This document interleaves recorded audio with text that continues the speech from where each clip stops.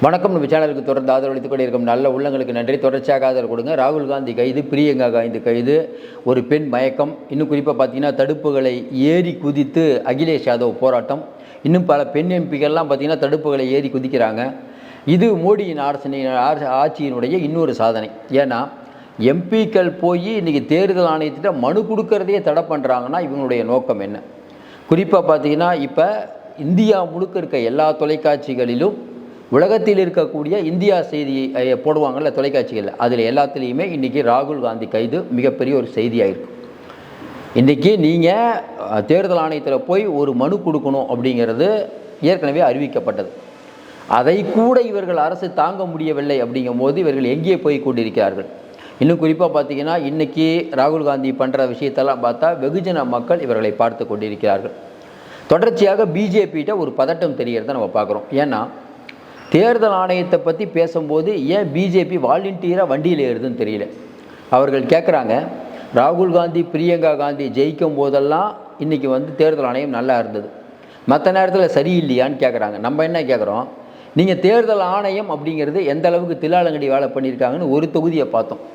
நீங்கள் 5 சட்டமன்ற தொகுதிகள் இருக்க இடத்துல ஒரு தொகுதியில் மட்டும்தான் நீங்கள் வாக்கு எண்ணிக்கை அதிகப்படுத்துறீங்க. ஏன்னா அந்த தொகுதியில் தான் உங்களுக்கு ஓரளவுக்காவது ஆள் இருக்குது.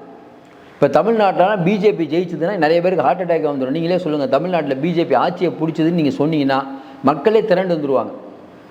இதை விட கொடுமை மகாராஷ்டிராவில் இருக்கக்கூடிய அந்த எம்எல்ஏ எலெக்ஷன் முடிஞ்சோன்னா மகாராஷ்டிராவில் இருக்கக்கூடிய ஒரு தொகுதி மக்கள், எங்கள் ஊரில் நாங்களே ஓட்டு சீட்டு வச்சு நாங்கள் தேர்தல் நடத்துகிறோம், பிஜேபிக்கு நாங்கள் ஓட்டே போடலை, ஊர் கட்டுப்பாடு, எப்படி பிஜேபி ஜெயிச்சதுன்னு கேட்டாங்களா இல்லையா?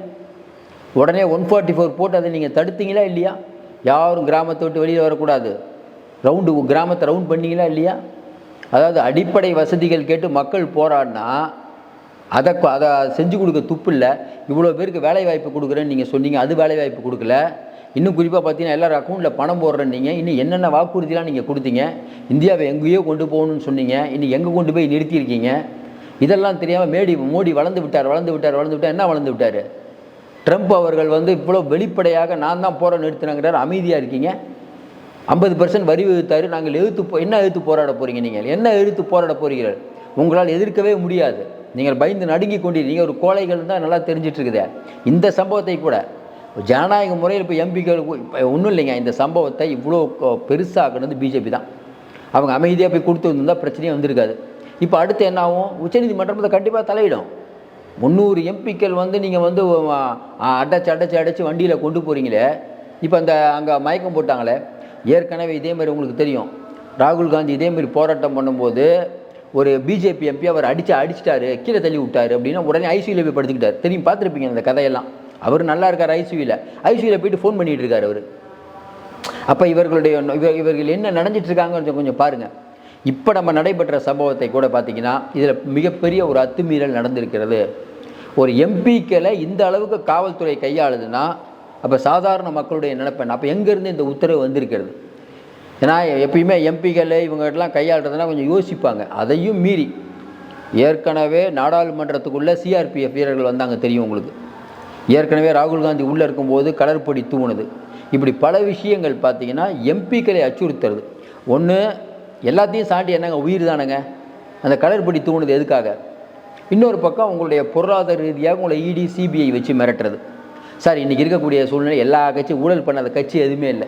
நீங்கள் நேரடியாக விசாரிக்க ஆரம்பித்தா எல்லோரும் மாட்டுவாங்க. ஆனால் பிஜேபியில் இருக்கவங்க மட்டும் மாட்ட மாட்டாங்க, பிஜேபி கூட்டணியில் இருக்கவங்க மட்டும் மாட்ட மாட்டாங்க. எதிர்கட்சி எல்லாத்தையும் நீங்கள் வேட்டையாடுறது, இதான கடந்த காலங்களில் நடந்து கொண்டு இருக்கக்கூடிய விஷயம். இன்றைக்கி இது தேசிய செய்தியாகிவிட்டது. தேர்தல் ஆணையம் மாட்டிடுச்சு. மறுபடியும் சொல்கிறோம், இந்த மின்னணு தரவுகளை நான் தரமாட்டேன், எந்த தரவுலையும் நான் தரமாட்டேன், நான் வைக்கிறது தான் சட்டம் அப்படின்னு எதேச்சிகார அதிகாரத்தோடு இன்றைக்கி தேர்தல் ஆணையம் நடைபெற்று கொண்டு இருக்கிறது. உச்சநீதிமன்றம் இதில் தலையில்லைன்னா வெகுஜன மக்கள் கண்டிப்பாக கோவப்படுவாங்க. உச்சநீதிமன்றம் இதை தலையிடும் உறுதியாக நம்புகிறோம். ஏன்னா உச்சநீதிமன்றம் பல வரலாற்று சிறப்புமிக்க தீர்ப்பெல்லாம் கொடுத்துருக்குது. எலக்ட்ரல் பாண்ட்லேருந்து நிறைய நம்ம பார்த்துருக்கோம். இடியுடைய இயக்குனர் மிஸ்ரா அவர்களை 3வது தடவையாக நீட்டிக்கும் போது கேட்டாங்க. இப்போ ஐபியோட இயக்குனர், ஐபிங்கிறது ஒரு மிக முக்கியமான பதவி, ஐபியோட இயக்குனர் பதவி எக்ஸ்டெண்ட் பண்ணியிருக்காங்க. இதை யார் கேட்குறது? ஒரு பக்கம் தன்கர் என்ன ஆனாருன்னே தெரியல, கபில் சிபில் கேட்குறாரு என்ன ஆனாருன்னே தெரியல, ஆழ்குணர்வு மனு போடணுமா, அந்த ரேஞ்சில் போயிட்டு இருக்குது. அப்போ இன்றைக்கி தேர்தல் ஆணையம் அப்படிங்கிற ஒன்றை வச்சுக்கிட்டு இவங்க பீகார் எலெக்ஷனில் ஜெயிக்கலாங்கிறாங்க. நீங்களே கொஞ்சம் யோசனை பாருங்களேன். இந்த சம்பவங்கள் எதுவும் நடக்கலைன்னா சும்மா ராகுல் காந்தி மட்டும் ஒரு அறிக்கை மட்டும் விட்டுட்டு தூங்கிட்டு இருந்தாருன்னு வச்சுக்கோங்களேன், ஈஸியாக பீகாரையும் இவங்க ஜெயிச்சிருப்பாங்க. இப்போ இவங்களுக்கு என்ன பிரச்சனைனா, எல்லோரும் கேட்குறாங்களே, ஏங்க இந்த டைமில் ராகுல் காந்தி ஏங்க எழுப்புறாரு? எம்பி எலெக்ஷன் முடிஞ்ச உடனே எழுப்பி இருக்கணும். ரைட்டு, எம்பி எலெக்ஷன் முடிஞ்ச உடனே அவருக்கு டீட்டெயில் ஏதாவது கொடுத்தீங்களா? இப்போவே கெஞ்சி கூத்தாடி தானே வாங்குகிறோம். அதையும் தாண்டி இந்த அந்த ஒரு ஒரு ஒரு அம்மா வந்து 3 இடத்துல வந்து வாக்கு பதிவு பண்ணுச்சுல்ல, அந்த அம்மாட்ட விசாரித்தாங்களாம். அந்த அம்மா சொன்னிச்சா, இல்லையே நான் ஒரு இடத்துல தான் பண்ணனேன் அப்படிங்குதான். நம்ம என்ன கேட்குறோம், ஒரு சின்ன வீட்டில் 80 பேர் ஓட்டு போட்டாங்களே, அந்த வீட்டுக்கு இந்தியா டுடே போச்சு. இந்தியா டுடேவுடைய அந்த ரெக்கார்டிங்லாம் இருக்குல்ல, அதை வச்சே நடவடிக்கை எடுக்கலாமே. நீங்கள் ஏன் சிசிடிவி ஃபுட்டேஜை மறைக்கிறீங்க? சிசிடிவி ஃபுட்டேஜ் 5 மணிலேருந்து 6 மணிக்குள்ளே 70 லட்சம் பேர் ஓட்டு போட்டாங்கிறீங்க. அதாவது ஒரு அளவுக்கு பண்ணலாம். கடவுளை நான் நேராக பார்த்தவன்னு சொல்கிறோம்ல, அந்த கதை இது. மோடி சொன்னார்ல, நான் தான் கடவுள்னார், அந்த கதை இது. எப்படிங்க ஓட்டு போட்டிருக்க முடியும்? அப்போ ஆதாரம் இல்லாமல் நிறைய நீங்கள் அள்ளி விடுவீங்க, அதெல்லாம் நாங்கள் நம்பணும். இந்திய மக்கள் பார்த்து என்ன நினச்சிட்டு இருக்காங்கன்னு நமக்கு ஒன்றுமே புரியல. இவ்வளோ நாள் நினச்சிட்டு இருந்தால் வட இந்தியா ஃபுல்லாக மோடிக்கு ஓட்டு போடுறாங்க. நம்ம சில பேர் சொல்லிகிட்டு இருப்பாங்க, வட இந்தியா நம்ம இங்கே ஓட்டு போடுறோம் சார், வட இந்தியா ஃபுல்லாக அவங்களுக்கு தான் ஓட்டு போடுவாங்க. ஆனால் நிலைமை என்னென்னா, வட இந்தியாவும் ஓட்டு போடல, தென்னிந்தியாவும் ஓட்டு போடல, இவங்களுக்கு யாருமே ஓட்டு போடல. இவங்களே பார்த்து பண்ணுற வேலையில் இதில் ஜெயிச்சிட்டோம். மோடி ஒரு ஆளுமை மிக்க தலைவர் யாருமே இல்லை. மோடி எல்லாருக்கும் ஒரு சந்தேகம், 1+1 2. அதேமாதிரி மோடி ஆட்சி விளங்காத ஆட்சி, மக்கள் கோவப்படுற ஆட்சி, இதுக்கு யாரையா ஓட்டு போடுவா? கொஞ்சம் யோசனை பாரு, இதுக்கு யார் ஓட்டு போடுவா? இவ்வளோ தவறுகளையும் பண்ணிவிட்டு ஒரு மக்கள் ஓட்டு போடுறாங்கன்னு ஜனநாயகத்துக்கே சரியில்லாத வேலை இது இல்லாத எப்படி சரியாக வரும்? இன்றைக்கி வந்து அந்த போராட்டம், அது நடக்கக்கூடிய காட்சிகள் இதெல்லாம் வெளியில் வரும்போது பார்த்துட்டு இருக்க பப்ளிக் என்ன தோணும்?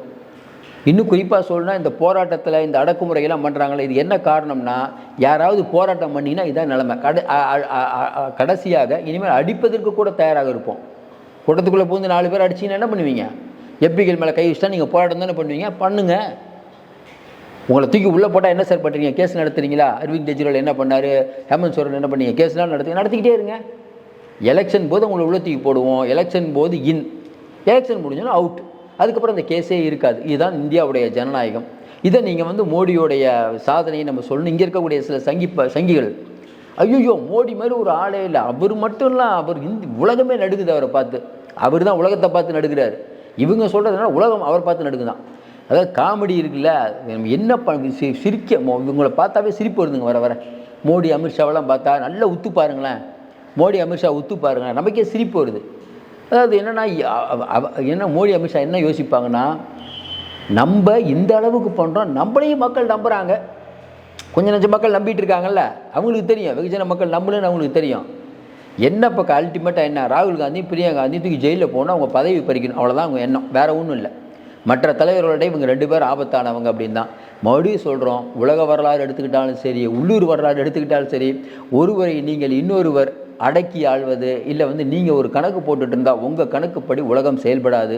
இயற்கைன்னு ஒன்று இருக்குது, கடவுள் இருக்காரா இல்லையா தெரியல, இயற்கைன்னு ஒன்று இருக்குது, அது சரியான நேரத்தில் சரியான முடிவு எடுக்கும். எழுதி வைத்துக் கொள்ளுங்கள். இவங்களுக்கு 7:30 ஆரம்பிச்சிருச்சு. பீகார் தேர்தலை ஜெயிப்பது அவ்வளவு ஈஸி இல்லை. இதையெல்லாம் பார்த்துட்டு மக்கள், மேற்கு வங்காள மக்கள் வந்து இவங்களுக்கு தேர்ந்தெடுப்பாங்கிறீங்க, கொஞ்சம் நஞ்சம் ஓட்டு வாங்கலாம்னு நினச்சிட்டு இருந்தாங்க பிஜேபி. அதுலேயும் மண்ணு தான். எழுதி வைத்துக் கொள்ளுங்கள், நடக்கப் போகுது வேறு. தொடர்ந்து எங்களுக்கு ஆதரவு கொடுங்கள். சப்ஸ்கிரைப் பண்ணி பார்த்து மீண்டும் சந்திப்போம். நன்றி.